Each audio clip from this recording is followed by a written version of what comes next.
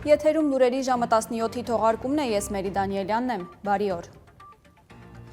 Շիրակի թեմի առաջնորդ Միքայել արքեպիսկոպոս Հաջապահյանին այսօր վիրահատել են։ Փաստաբան Արա Զոհրաբյանի խոսքով վիրահատությունը հաջող է անցել, ամեն ինչ լավ է։ Նշենք, որ նախորդին Միքայել Սրբազանի վիրահատությունը հետաձգվել էր արյան մեջ շաքարի բարձր մակարդակի պատճառով։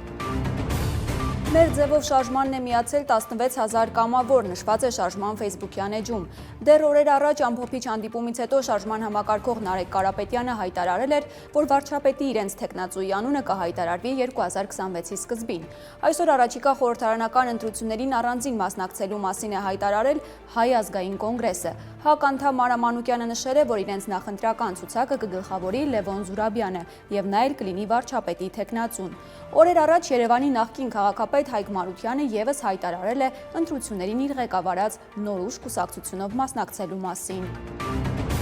Ռազմավիրական ճանապարհի Հյուսիսային Օսիայի հատվածում բեռնատար ավտոմեքենաների երթևեկությունը դադարեցվել է Վրաստանում անբարենպաստ եղանակային պայմանների պատճառով, հաղորդել է Հյուսիսային Օսիայի արտակարգ իրավիճակների նախարարության մամուլի ծառայությունը, հավելելով, որ սահմանափակումները կգործեն մինչև այլ հատուկ կարգադրություն լինի։ Ռազմավիրական ճանապարհը Ռուսաստանը, Վրաստանի եւ Հայաստանի հետ կապող միակ ցամաքային երթուղին է։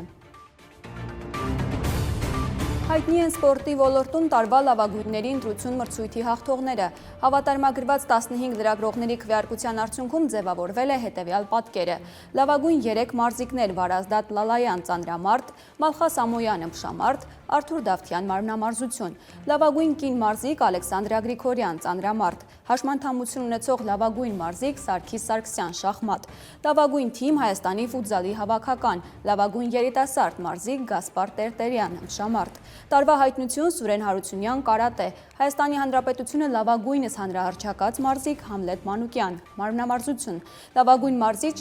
մարզիչ Փաշիկ Ալավերդյան, ծանրամարտ։